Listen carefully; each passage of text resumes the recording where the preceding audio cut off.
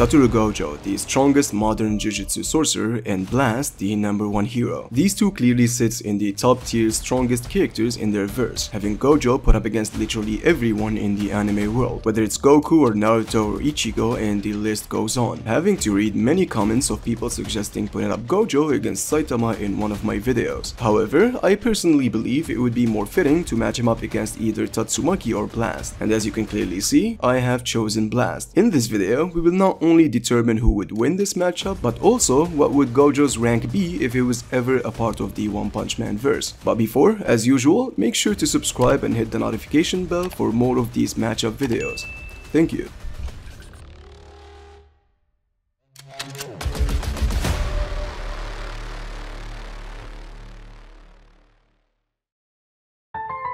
Jujutsu Kaisen is hands down one of the best shonen manga of all time, presenting not only a phenomenal story with crazy good fights, but also characters that has risen in the popularity poll all over the anime world in such a fast pace. But the one who stands out the most is none other than the honored one, Satoru Gojo. Satoru Gojo is the strongest sorcerer in the verse. Without a shadow of the doubt, he outright scales above characters like Yuta Okutsu, Hakari Kinji, Yuki Tsukumo, and the man himself Kinjaku. His AP and speed levels within the community are still ambiguous. Some say on the low end his AP should be above island level, and that's mainly due to him scaling above the disaster curses, or more specifically Dagon, who can outright create an island with his domain expansion. However, on the high end, some say that Gojo is above planetary, which is crazy, and that's mainly due to Yuki's curse technique that created a black hole against Kinjaku. Everything in the story points out that that's an actual black hole that acts like a black hole, and according to Kinjaku, that attack would have tracked the whole world but was held back by Tengen's barrier and Yuki's will. To be frankly honest, I'm very skeptical about this line of scaling. It's not like characters on the caliber of Gojo or Sukuna can exert much force with their punches that can destroy an island or a planet. Maybe using their greatest attacks being amplified with their domain can get them to planetary levels of AP, and not actual destructive capacity. Not to mention that certain characters in fiction could have planetary destructive capacity attacks and still be inferior to others who don't. But for the sake of this matchup, let's highball him and generously say Gojo using his best and strongest attack is planetary. Now regarding speed, if you are someone who thinks it's substantial to scale characters based on the author's intentions and not based on calcs, since authors are not really scientists, Naoya Zinen as a curse was stated to reach Mach 3 levels of speed. This in the manga was implied to be a very impressive feat, so much so that a character like Precognition Monkey was unable to dodge. With this, you can fairly place top tier characters of the JJK verse to be in the ranges of hypersonic to hypersonic plus. Using calcs and throwing real life physics on the other hand would get them much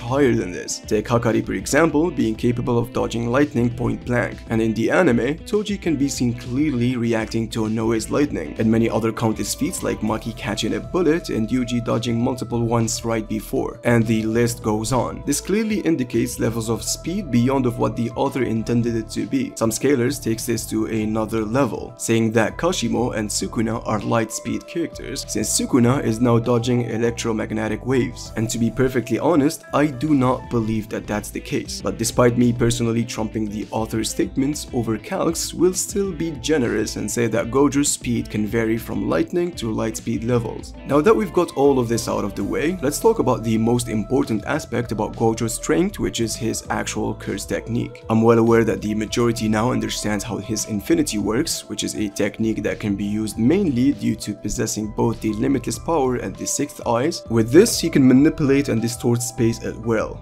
And to simplify this as much as possible, this grants him an automatic invisible space barrier that can negate any types of attacks no matter what strength or energy it possesses. It's a phenomenon called time dilation, and it's called by large spatial fields. Basically, as you bend space-time, you stretch out time itself, and the path you are following along space-time therefore becomes longer. The further you stretch it, the greater that distance becomes, similar to the paradox of Achilles and the tortoise. Basically, the attack would never reach due to Gojo's automatically manipulating space. There exist pages of scientists actually explaining Gojo's infinity with real-life physics and math. This has sealed the case that Gojo's spatial barrier isn't just a technique that acts like infinity, rather it's an actual infinity infinity proven by actual scientists. Gojo also holds other techniques like red and blue, converge and diverge the space around him, allowing him to control gravity and the cursed energy in his surroundings. Essentially, with blue, he forces matter to be pulled in a negative space, and with red, he causes an extremely powerful repulsive force that repels all matter in the area. And his strongest technique is purple, which is basically merging blue and red together to create an imaginary mass, capable of a large destructive capacity attack. However, what stands out the most in his arsenal is without a doubt his unlimited void domain expansion. It restrains anybody's action and thoughts due to receiving all kinds of knowledge endlessly, alongside with his ability to regen due to his reverse curse technique. Satoru Gojo's strength within his verse is ridiculous. Each time you see a great feat done by a strong character, the author always makes sure to let you know that Gojo is far above it. But what happens if you pair him up against Blast?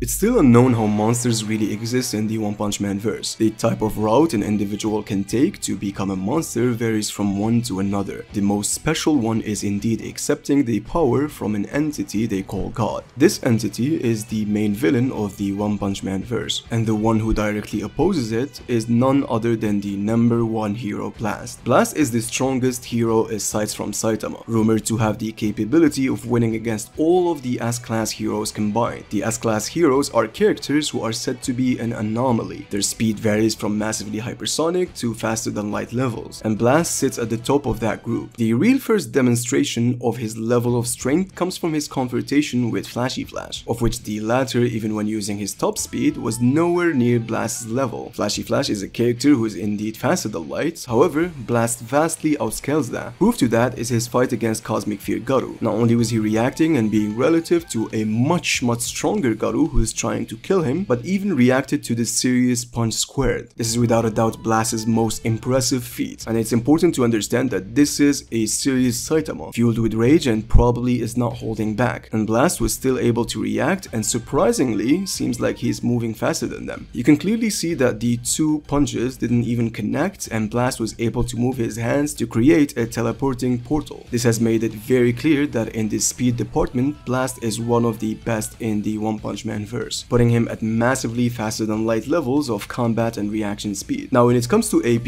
it's pretty simple since Blast was able to slightly damage Garu with his gravity knuckle, not to forget holding the Serious Punch Squared energy for a limited amount of time. While it's still unknown how much he can exert with his gravity knuckle, a lowball estimation of this would be planetary, and the highball, since he contained the Serious Punch energy, would be near solar system level. Now Blast's abilities involve space and dimensional manipulation. States that both him and Garu are beings who can manipulate the reality of the cosmos. With this, he can create portals that allows him to teleport to different places and dimensions. And more recently, we've seen he can use an ability called spatial displacement, which he used to erase parts of the ninja village structure. He can manipulate gravity to enhance the power of his punches, and also able to throw dimensional cannon to forcibly teleport his opponent to another location. It's still ambiguous and unknown how much abilities he still has in his arsenal, and how strong he really is, since he only wanted to protect the people of Earth and seemingly was involved in another fight before facing Garu. Blast now is heading to confront the ninja village leader, and we might see more of what he can do in the upcoming chapters.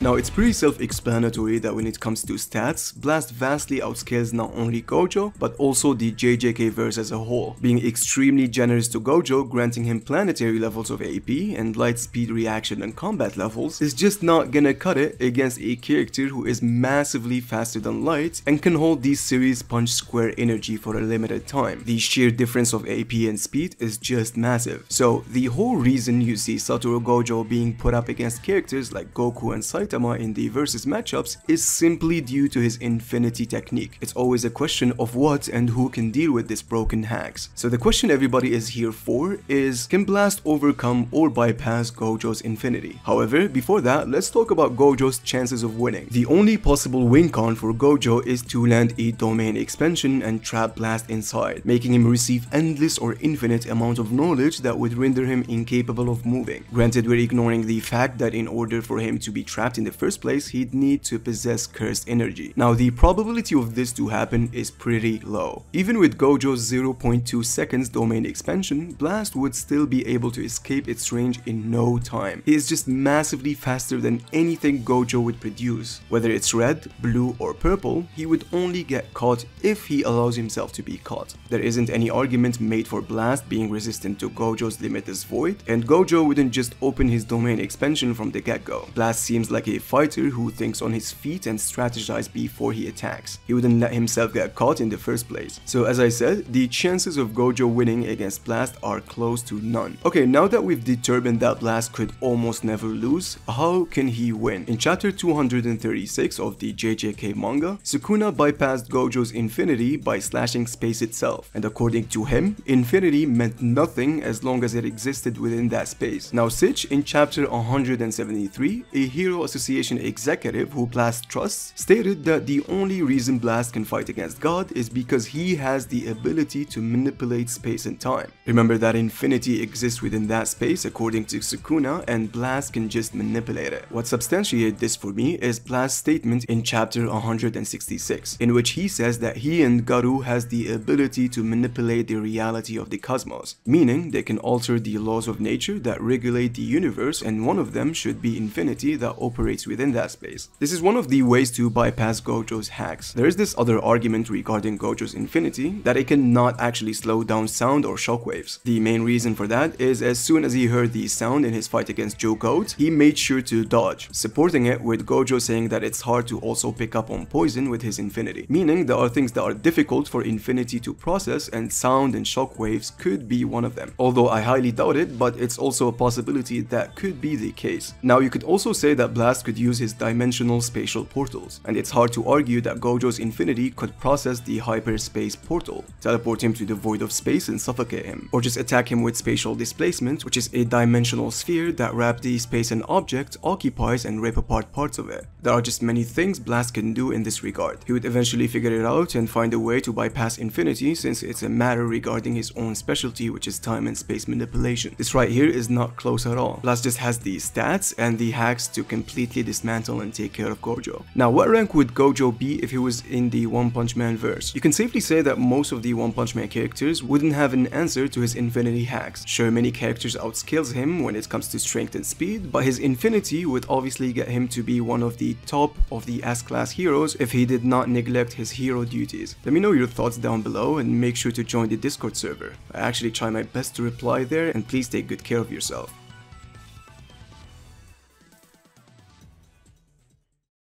What substantiates this for me is Blast's statement in chapter 160. In chapter 236, due to possessing both the limitless power and the sixth eyes, anyways, and with red, he causes an extremely powerful and